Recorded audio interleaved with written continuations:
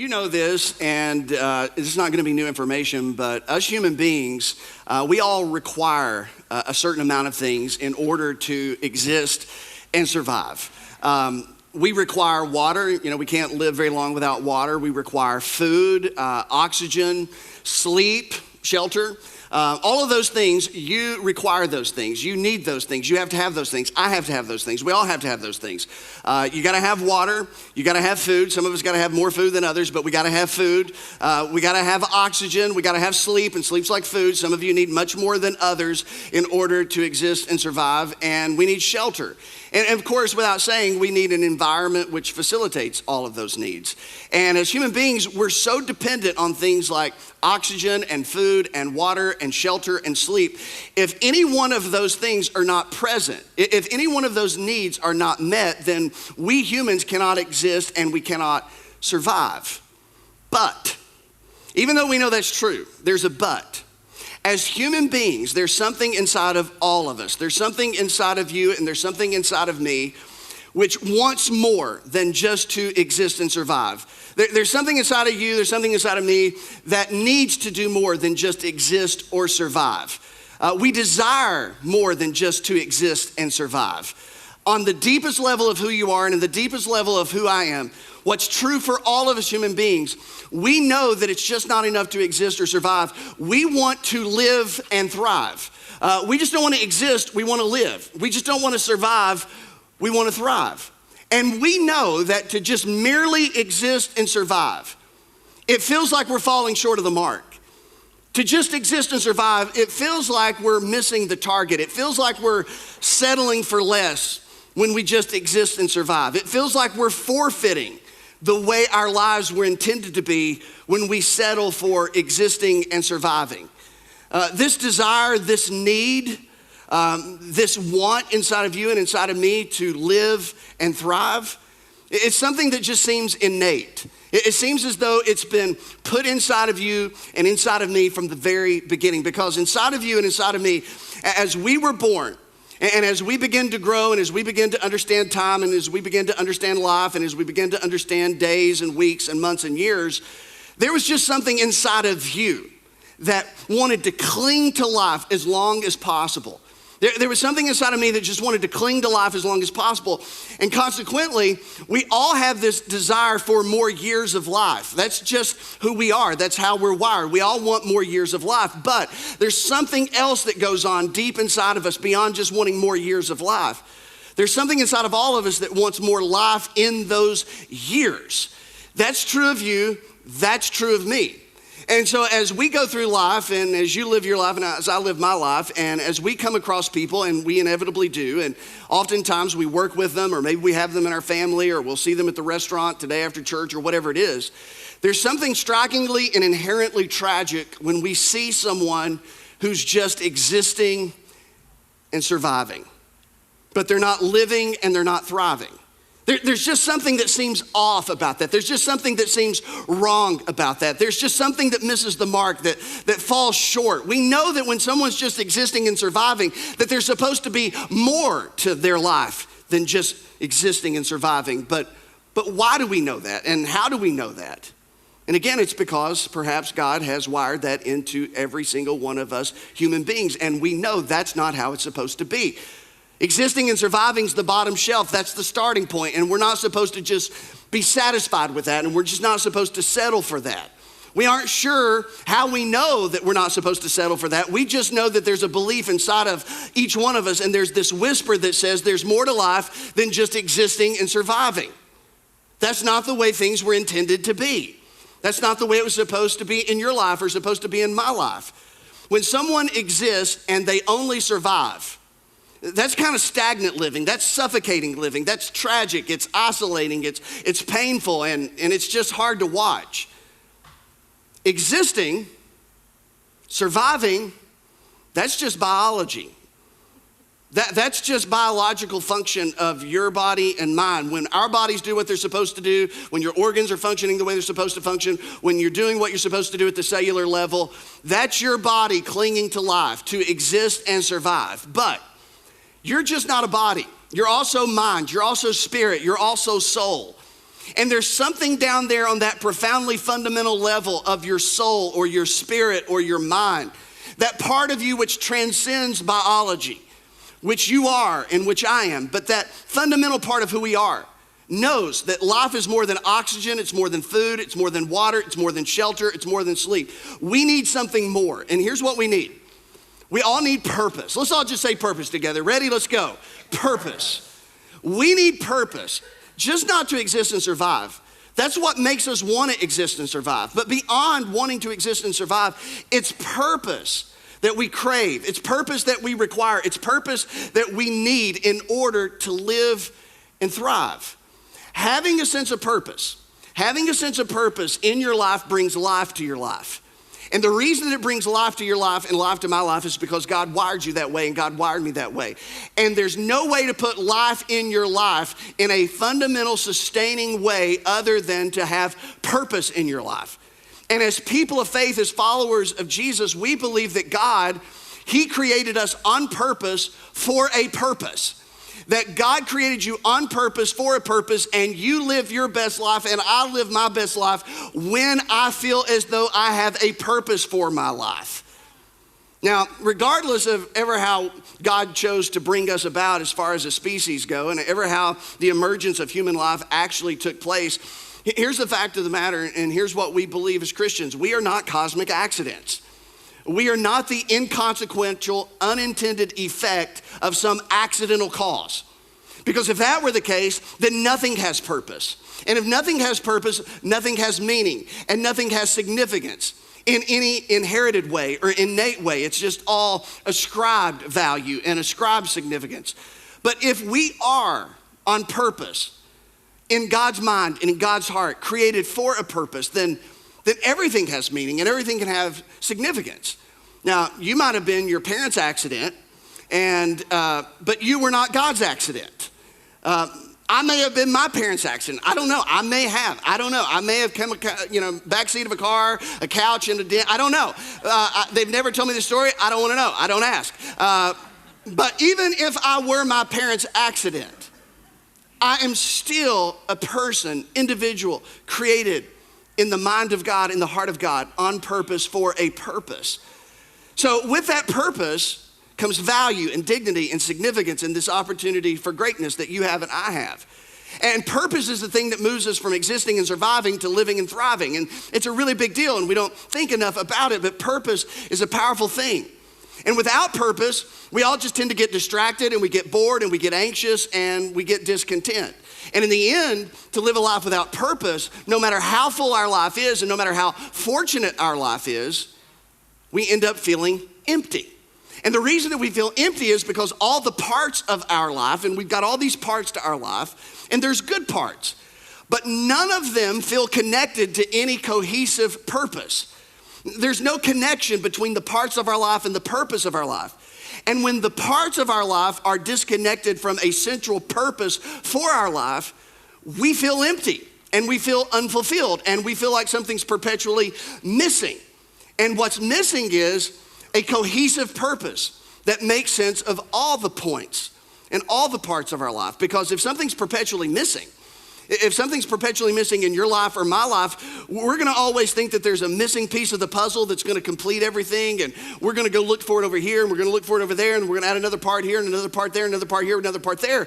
But no matter how many parts we add, without a central, cohesive, unifying purpose, we just kind of feel like something's missing. But when we live with purpose, it changes everything, because now all the parts of our life has new significance and it has new value, and we can see it through a brand new perspective, because now all the parts of our life are connected to a central purpose in our life. And as we live with this purpose, our life is a directed life. We're no longer aiming, aimlessly at things, but now we're aimed at worthy targets, and we're aimed in the direction of things that bring us fulfillment and bring us life. Purpose is the thing, and that's why I want to talk about it today. Purpose is the thing that reminds you that your life, it matters. It reminds me that my life matters. And purpose reminds you and reminds me that there is a reason that I'm alive this morning. And there is a reason that you are alive this morning. There is a reason behind your experiences. There is a reason behind your existence. Now, if you go through life questioning that, and if I go through life questioning that, then it's just gonna be a real difficult thing, this thing called life. Have you ever been sitting in a meeting before, or you were in an event and you thought to yourself, there's absolutely no purpose in me being here right now? Yeah, some of you. Hopefully you're not talking about this morning. But it's like, there's absolutely no reason for this. I'm sitting in this meeting, this is there's no purpose to this. There's no purpose for me being here. And when we feel that way in a meeting or in an event or whatever it is, we disengage, we check out, we get distant, everything becomes meaningless, we're not invested. And the same thing happens in life. If you and I ever have the thought that we entertain for too long, that there's really no central purpose to life, there's no central purpose behind the existence of humanity, there's no central purpose behind your existence or my existence, we end up checking out. And everything just becomes meaningless, and everything just seems insignificant, and everything just seems disconnected because there's no cohesive purpose that unifies everything to one. That's why we never feel more alive than when we are convinced there is a purpose behind us being alive. That's purpose, the reason we exist. The worst thing in the world is not dying young. The worst thing in the world is dying without ever figuring out why you were alive to begin with. Purpose is a means to an end that's greater than you, greater than me, that outlives you. And when our lives are a means to an end, that's where we find meaning. If you are the end to everything that you do, and if I am the end to everything that I do, there's no meaning in that. But when I am a means to something greater, something bigger, something that outlasts me, something that transcends me, when I make myself and see my life and all the parts of my life as a means to a greater end than myself, I find meaning in that.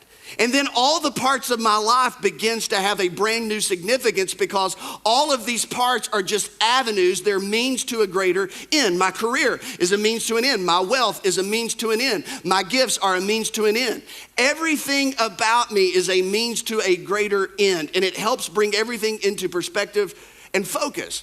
And then we wake up every day and we realize that today has value, today has worth. My life has value, it has worth. But here's the thing, for us living in 2024, living in the West, here in the good, God-blessed United States of America, there's something that stands in the way for many of us as it relates to living a life of purpose. And for many of us, the enemy, when it comes to the purpose of our life, the enemy is the pace of our life. A lot of people, a lot of parents, a lot of middle schoolers, a lot of high schoolers, a lot of moms, a lot of dads feel overextended, overcommitted, and overwhelmed. Now, if you've ever felt overcommitted, overextended, and overwhelmed, say, uh-huh. Okay, all right, overcommitted, overextended, overwhelmed.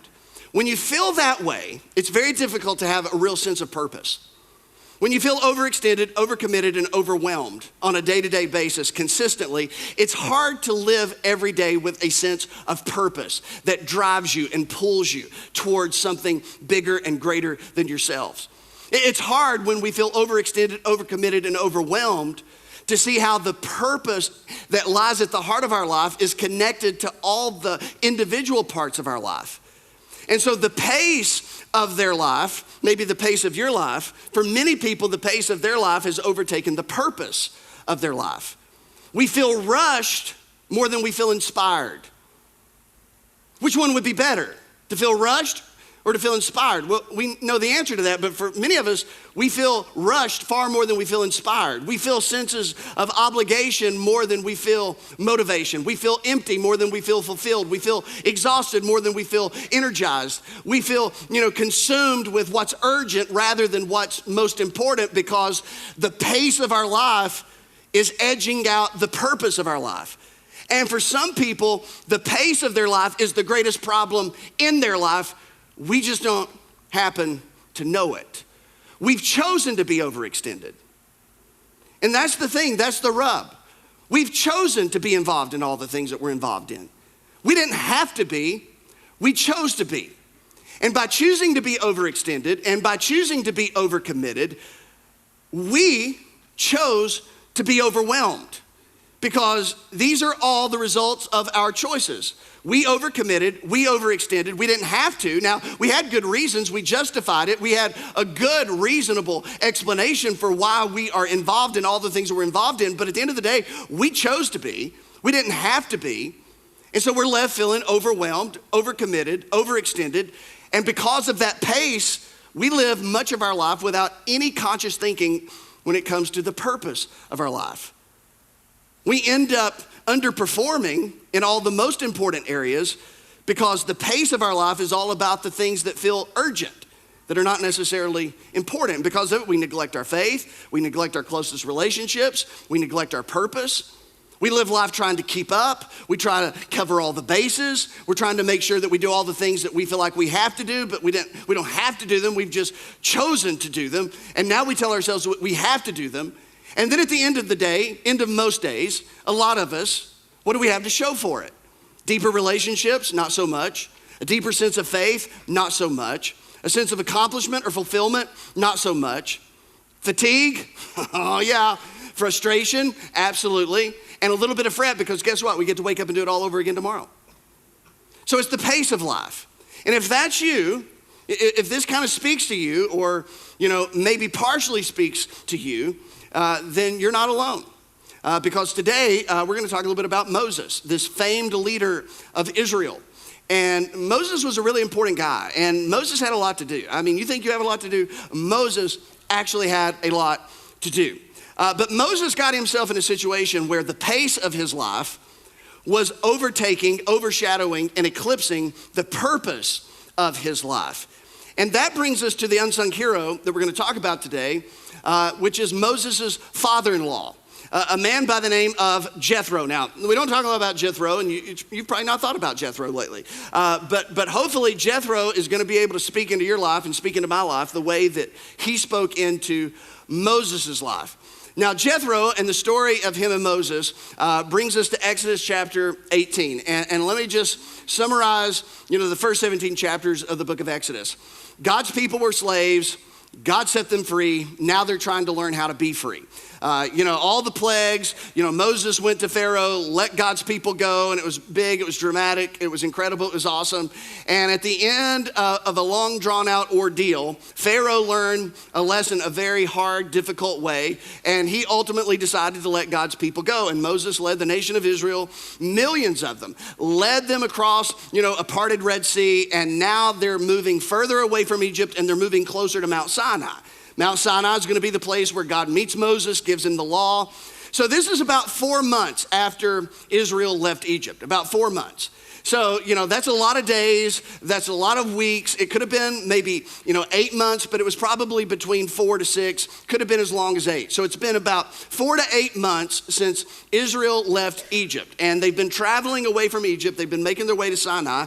And they're going to spend the next 2 years at Mount Sinai.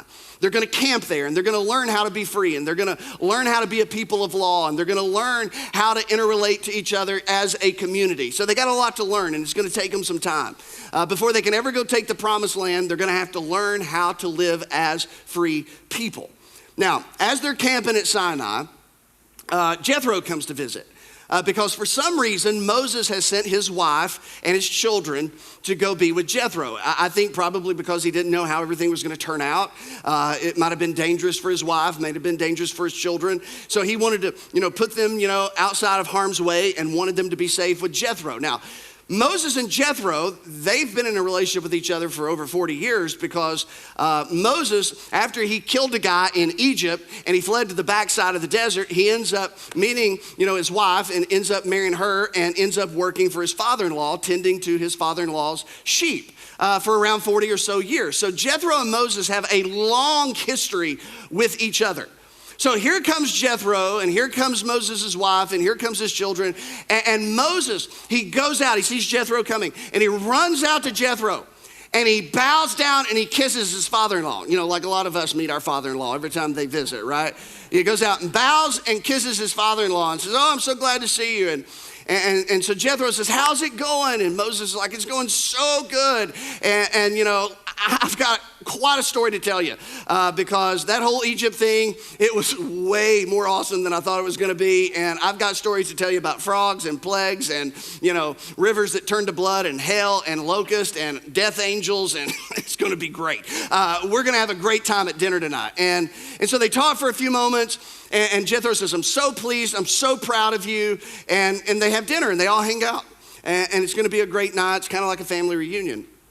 But at the end of that family reunion that night, after they celebrated and had dinner and drinks with each other, the next day, Moses is going to go on his normal day-to-day routine that he's been in for months.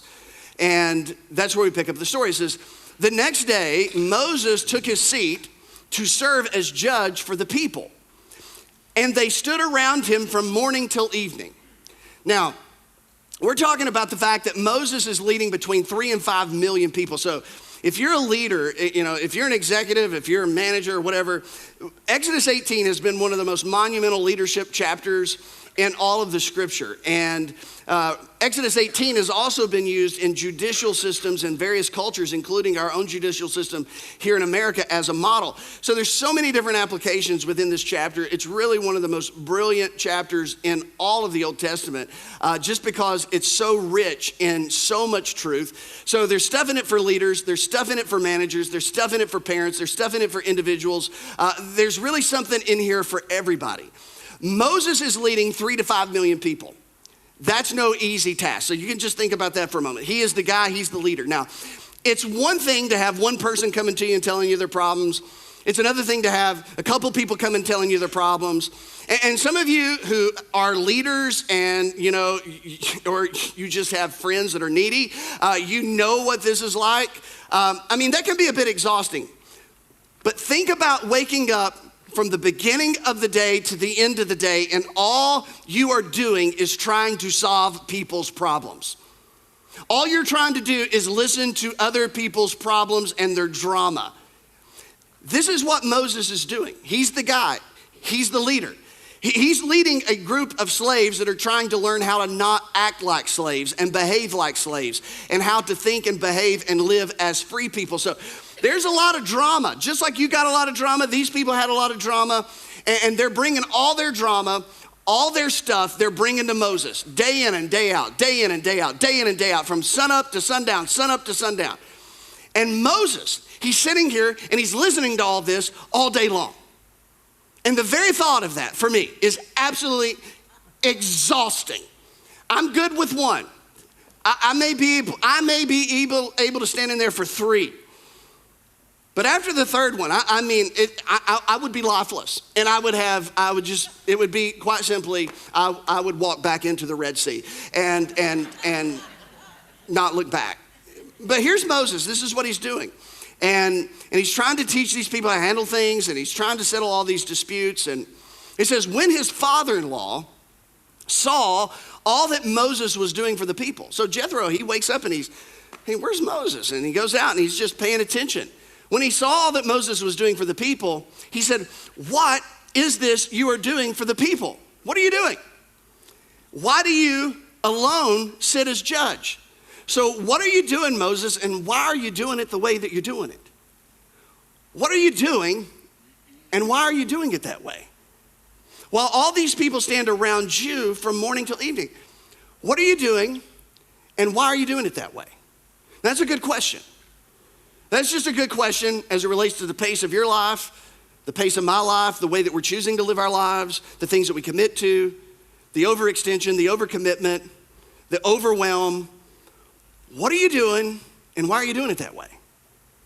What are you doing, and why are you doing it the way you're doing it? What are you doing, Moses, and why are you doing it that way? It's a good question. And so he's paying attention to what Moses is doing. Now Moses, he's taken all this responsibility upon himself. And nobody's asked him to do this. Nobody has told him that he has to do this. He's just chosen to do this. He's just decided that, hey, if I don't do it, nobody else will, nobody else can. And so he just assumes the responsibility for himself. He has chosen to place himself in this particular situation. And so Jethro comes out, and again, what are you doing, and why are you doing it that way? Moses, what are you trying to accomplish? Really, what are you trying to accomplish here? And Moses, what are you wanting to accomplish? And what you are actually accomplishing, is it the same thing as what you are trying to accomplish? Are they the same thing, or are they very different things? And this is what Jethro is offering Moses. He's offering him insight. What are you doing, and why are you doing it? And what you ultimately want to accomplish, is that what you're practically accomplishing by what you're doing from the morning until the evening? Moses has assumed this responsibility, and don't miss this. He assumes this responsibility. He chooses this responsibility for himself. And so this responsibility leads to activity. And Moses begins to find his identity in this activity, which is connected to responsibility that he's assumed for himself. And the same thing can happen to you and happens to me. And it certainly happens in our culture because, busyness is a badge of honor. And we love to get into contests with one another, with who's busier. Oh, I'm telling you, we're just going at it. We're going at it real hard. I mean, we're gone every night. We're not in before 10. We're not in before 11. I'm telling you, we're so busy. We never stop. We're burning it at both ends. I'm telling you, it's never been busier. It's never been harder. And like it's something like we're supposed to clap or something like, oh man, you're busy. That's great. That's wonderful. Moses is busy, but Jethro doesn't assume busy is a virtue. He doesn't assume the fact that his calendar is full. He doesn't necessarily consider that is something productive. He's producing, but maybe he's not so productive. Jethro could see what Moses couldn't see. And perhaps there's some people in your life that can see what you can't see because you can't see the whole picture when you're actually part of the picture. Sometimes it's hard for us to see the unhealthy patterns that we've fallen into as it relates to our pace, our lives, our schedule, our approach to accomplish what we think we want to ultimately accomplish. Sometimes we can't see the patterns that we got into as leadership or as moms or as dads or whatever it may be. And so he says, what are you doing and why are you doing it that way? And Moses can't see the problem because Moses is part of the problem. And Moses has really helped to create the problem. And so Jethro goes out and sees immediately what Moses has been neck deep in for months and has no idea about. So what are you doing and why are you doing it? And Moses answered him and said, because the people come to me to seek God's will. They need me, Jethro. Now, Moses had a reason for doing what he was doing. We all have a reason for doing what we're doing. And we all have a reason for doing what we do the way that we do it. He's covered his dysfunctional, though he doesn't know it yet, his dysfunctional, unsustainable pace. He's clothing it in virtuous garbs. This is important. This is about God. This is about God's will. He had a lot of good reasons for doing something Jethro knew was not really so good. And the same can be true for us. We can have a lot of good reasons for doing something that's not really so good. Moses, he pulled the God card. It's all about God's will, Jethro. I mean, who else can do this? It was God who came to me at the burning bush. I mean, I was the guy who went and stood face to face with Pharaoh. I mean, who else can do what I can do? Who else has to offer what I have to offer? Who has such insight? Who has such brilliance? Who has such capacity, Jethro, than me? Nobody could possibly do it this way. Nobody could possibly do it this good. Whenever these people, whenever they have a dispute, it is brought to me. And I decide between the parties and inform them of God's decrees and instructions. So again, he has his reasons. He thinks that what he's doing is good work. His excuses sound good. And on some level, what he's doing feels good. It's gratifying on some level to Moses. And again, Moses is a reflection of you and me because we've all got these excuses for doing some things that we've convinced ourselves are good and necessary, but perhaps in the reality of our ultimate purpose and even our ultimate goals, they're not really so good after all. Moses felt like this was necessary. He felt like this was just how the game had to be played. He felt like this was the system. I have to do this. I don't have a choice. This is the way we have to do this. We have to play to pay. We have to pay to play. We have to do it this way. This is the way it is. And Moses, this is a good word for some of us, not all of us, but for some of us. Moses confused being needed with what was needed. He confused being needed with what was needed. We all want to feel needed. We want to feel like our kids need us. We want to feel like the people at the office need us. We want to feel needed. But just because we feel needed and just because it makes us feel needed doesn't necessarily mean that it's needed. And this is where Moses is. It feels needed. Like, this has to be done. This needs to be done. And it makes him feel needed. But Jethro's going to tell him, this isn't needed. He didn't ask for this responsibility. He just assumed it. He got swept up into other people's drama and other people's problems. And after a while, he just made it part of who he was and what he did. It wasn't adding value to his life.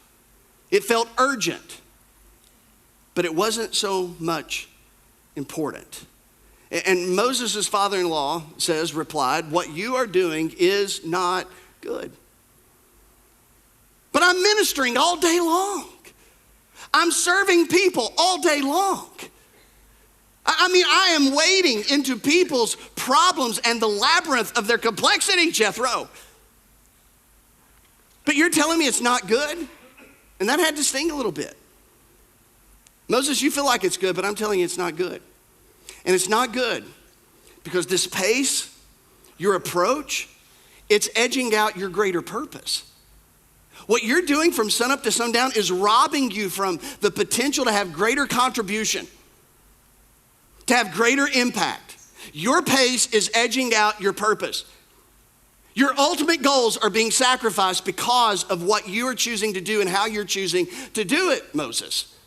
There's more important things that you can be doing, and there's greater impact that you could be having, but you've got sucked into this.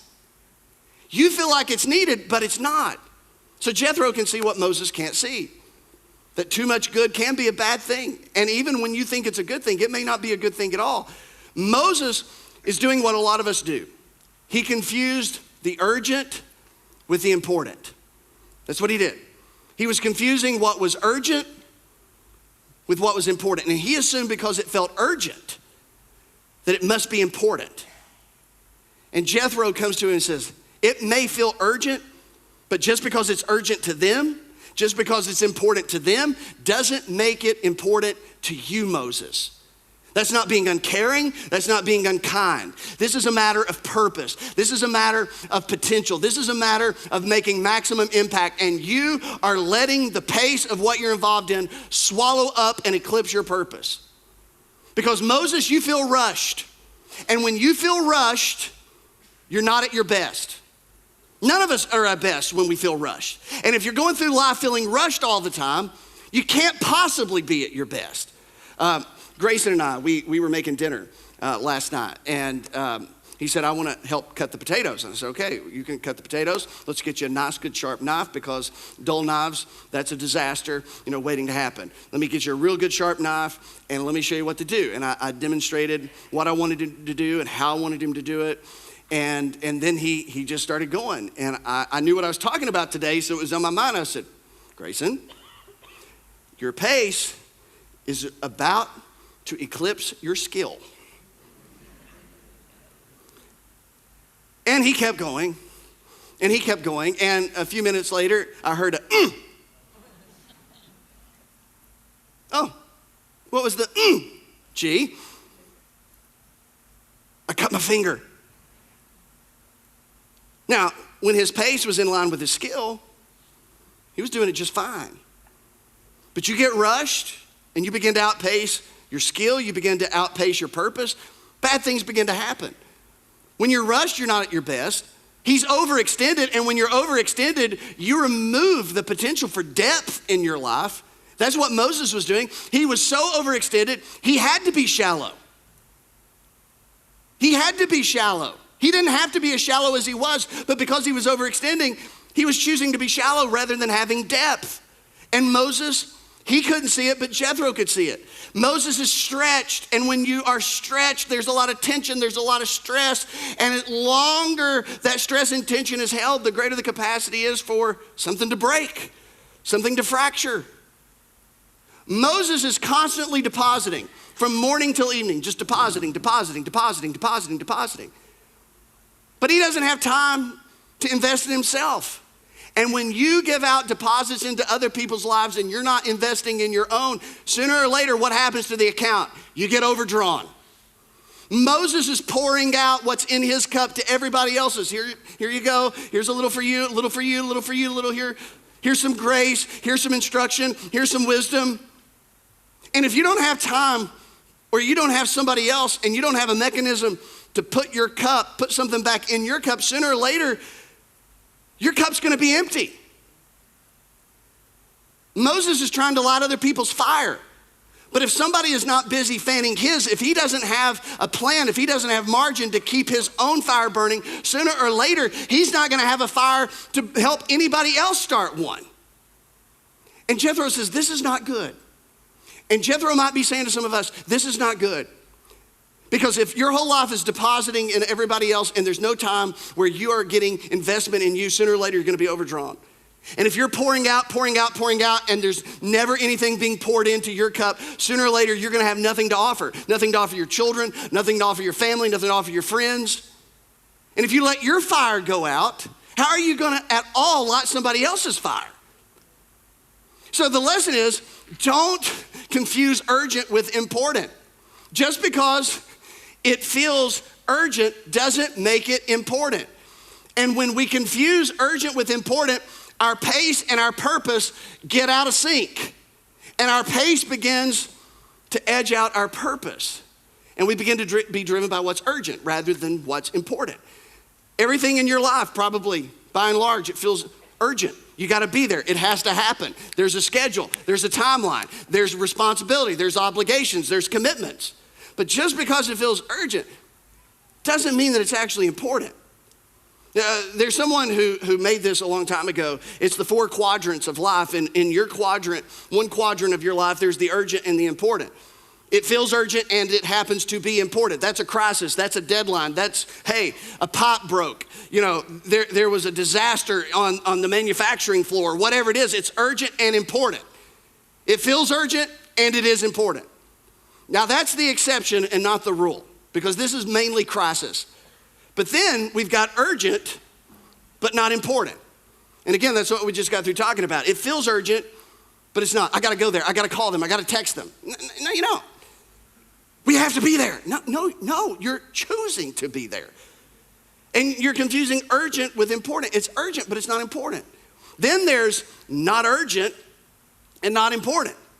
That's just trivial. That's social media. That's I gotta clean a closet. That's I gotta mop the floor. I mean, no, it's not urgent. It's not important.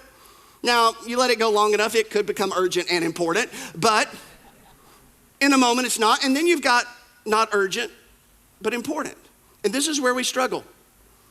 Because oftentimes the most important things in your life and mine, they don't feel urgent. Exercise. It's important, but it doesn't feel urgent. You don't get out of the bed in the morning, hey, we gotta go! And your spouse looking at, what? We gotta exercise. We gotta go. Hey, it's 5:15. Let's go. No. You wake up. Oh, God, no. No, doesn't feel urgent. It must not be important. Eating right. Let's get spiritual. Praying. Doesn't feel urgent except when all hell breaks loose over here in quadrant 1. Investing in relationships, investing in friendships, spending time thinking, planning, evaluating, thinking about how I'm actually living life, thinking about how I should live my life, thinking about am I living my life on purpose, with purpose. Those things don't feel urgent, but they're important. And so, our response, we learned these, and I think this is what Jethro is getting to. When it comes to these things, we do them. When it comes to these things, we have to plan for them. When it comes to this, we can delegate them. And then when it comes to that, we can just eliminate it. And so Moses he doesn't know any of this stuff. But he's learning it because he's got a good man by the name of Jethro in his life who's reminding him, don't allow the most urgent to edge out the most important, which I think many of us can be guilty of from time to time. Where do we spend most of our energy? Where do you spend most of your energy? On what's most urgent or what's most important? Which one? Most of the time it's on what's most urgent, but not necessarily what's most important. Moses was undermining his own well-being and what he didn't understand, the well-being of everybody else, because his pace was not in rhythm with his purpose. He was consumed with what was most urgent, but not most important. And Jethro says to him, you and these people who come to you will only wear yourselves out. The work is too heavy for you. You can't handle it alone. You're going to wear yourself out. And the Hebrew there just means, it's what we would call in the English burnout. You're going to dry out. You're going to wither. You're going to die. You're going to have a slow fade, Moses. And what was happening for Moses and to Moses, this can happen to all of us in any context of life. Professionally, relationally, parentally, doesn't matter. You can wear yourself out with the pace of your life. You can wither away. You can dry out. You can die on the vine when your pace outmaneuvers your purpose. In other words, Moses, your cup is going to go empty. Your fire is going to burn out. Your love's going to grow cold. And everything's going to become mechanical. And it's not going to be authentic and organic to you. You're just going to end up going through the motion. It's going to be too heavy for you, and you're going to eventually collapse. And it's not going to be good for you, and it's not going to be good for anybody else. You're going to have nothing to give to what's worthwhile if you don't change. The most important things in your life, Moses, are going to suffer if you don't adjust the pace. If you keep giving all your energy and passion and attention and focus to all these other things, you're not going to have anything worthwhile to give to what's most important. Moses, don't you know you can accomplish more by doing less? The non-essential things, the unnecessary things that you've chosen to be a part of, you don't realize, but it's smothering out your capacity to do the essential and the necessary well. It's causing you to neglect what's most important, and you don't even see it. The inferior and the urgent is getting the best of you. And you're going to end up giving the best of you to the least important things rather than giving the best of you to the most important things. You're going to give the most important things leftovers. That's what the most important things are going to get. They're going to get your leftovers. Because you've spent all of your energy, all of your time, all of your resources over here doing something you think is good and worthwhile, but Moses, it's just not so good when you really think about it. You're giving yourself to things that they take life from you. They're not actually giving you life. And it's counterproductive, Moses, to what you actually want to accomplish. Moses, you don't have to do everything. What? Do you know who I am? Do you know how capable I am? Do you know how multitasking I am? Moses, you don't have to do everything. You're doing everything. You don't have to do it. You're trying to do things you don't have to do and you shouldn't do. And for some of us as parents, maybe that's true for you. You're trying to do everything. But you shouldn't do everything. You can't do everything. You're at the office and you're driving everybody crazy because you're trying to do everything. You can't do everything. You shouldn't do everything. And because of it, there's some real problems developing. And there's some real problems developing for Moses because the language in the Hebrew is so amazing. Jethro says, Moses, you're about to become a sinkhole. You're about to become a sinkhole. You know what happens when a sinkhole becomes a sinkhole? Because before it's a sinkhole, it's just ground. Isn't that deep? I mean, that's pretty profound. It's you walk there. You could stand on it before it becomes a sinkhole. But a sinkhole is when, you know, the water and the streams underneath, when they dry up, and then because they dry up, the ground begins to fall in on itself and there's a major collapse. And this is kind of what Jethro is saying. Moses, there's some streams of life-giving. There's life-giving streams that are supposed to be flowing into your soul, and what you're doing and how you're doing it, it's drying up those streams. And if you cut those streams off for too long and nothing life-giving flowing into your soul, you're going to have a major collapse. You're going to dry up. You're going to burn out. You're going to be exhausted. You're going to be frustrated. And it's inevitable. It's inevitable, Moses. Your pace is outmaneuvered your purpose. Listen to me, he says, and I'm going to give you some advice. You didn't ask for it, but I'm going to give it to you. And may God be with you. You must be the people's representative before God and bring their disputes to him. Teach them his decrees and instructions and show them the way that they are to live and how they are to behave. But select capable men from all the people, men who fear God, trustworthy men who hate dishonest gain, and appoint them as officials over thousands, hundreds, fifties, and tens. Delegate this out, Moses. Build a structure, build a system. Have them serve as judges for the people at all times, but have them bring every difficult case to you. Do what only you can do, but leave the rest alone. Do what's most important and leave the rest alone. Let them decide the simple cases for themselves. That will make your load lighter because they will share it with you. If you do this, Moses, and God so commands, you will be able to stand the strain. Is it going to be a strain? Yes. Is life a strain? Yes. Is parenting a strain? Yes. Is a career a strain? Yes. Is building a business a strain? Yes. Is being a single mom a strain? Yes. Is life a strain? Yes. But if you go about it the right way and your pace and your purpose is in sync with each other, you can stand the strain and all the people are going to be satisfied. It's going to be good for you. It's going to be good for everybody else. So make the appropriate adjustments, Moses. Make the appropriate adjustments. And make sure that you adjust your life where you can give the best of you to the things that matter most. Live your life in a way that you can give the best of you to the things that matter most. Do what only you can do, Moses, and do what you can do best, and let somebody else do the rest. Don't let pace overtake purpose. And Moses, this is it. Moses listened to his father-in-law, which is not an easy thing to do. And he did everything he said. And that's wisdom. Moses said, okay, I see what you're saying. My pace, yeah, it's distracting me from my purpose. It's edging out my purpose. Moses was an important man. He was a leader. He was a father. He was a husband. He was a brother. He was a friend. He had all these parts of his life, but the pace had disconnected all of those parts from his purpose. And Moses was lucky enough and blessed enough to have a Jethro who said, listen, all this pace has disconnected you from your purpose, and you're giving the best of you to the things that don't matter most. So why don't you back up and readjust so that you can give the best of you to the things that matter most? Moses, don't outpace your purpose. And I think that's what Jethro, this unsung hero, would say to all of us. Don't outpace your purpose.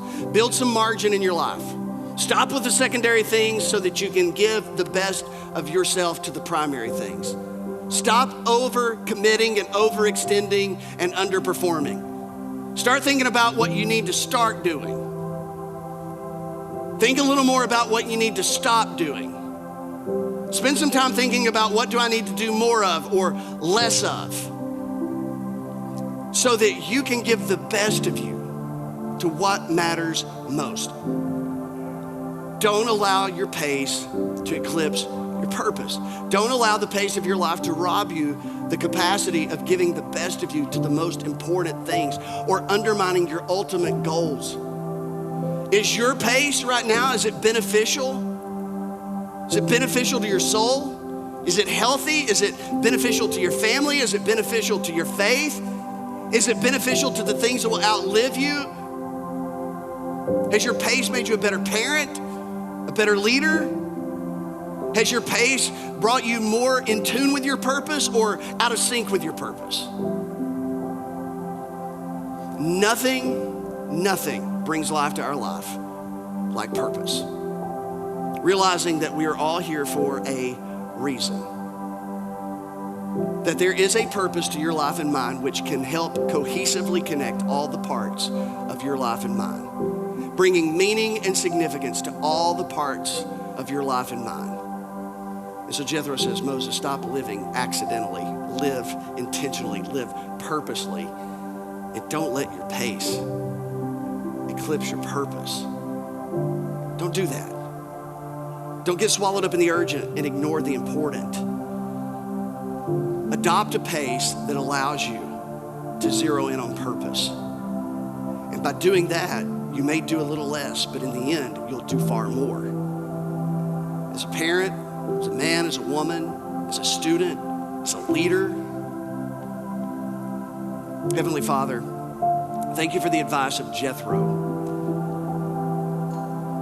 a man who gave unsolicited advice when he saw that pace was getting in the way of purpose. God, we're all busy. We all have things to do. We got kids, and that's tough, and it's hard to navigate all the things that culture has created and all the things that work throws at us and life throws at us. And God, sometimes it's not really exactly clear the best way to do what we're doing. But I pray, Lord, that we'll lean in and we'll ask for wisdom to begin to think about what we're doing and why we do it the way we're doing it. And if pace is robbing us of the ability to live life with purpose or a greater sense of purpose, I pray that we'll recognize maybe if we are giving leftovers to the things that matter most. God, remind us that Jesus said, I come that you may have life and have it to the full, and that full life is all about the purpose for which we are created, to further faith, to be an influence, to contribute to the greatest good, to add value and dignity to those around us. So God, help us to find a way to adjust our pace, to be in sync with our purpose. Because as purpose is lived, life flows in. Purpose has the ability to resurrect us from the death of monotony and the death of routine, to bring significance and meaning to everything in life. And I pray that happens for all of us. In Jesus' name, we all said,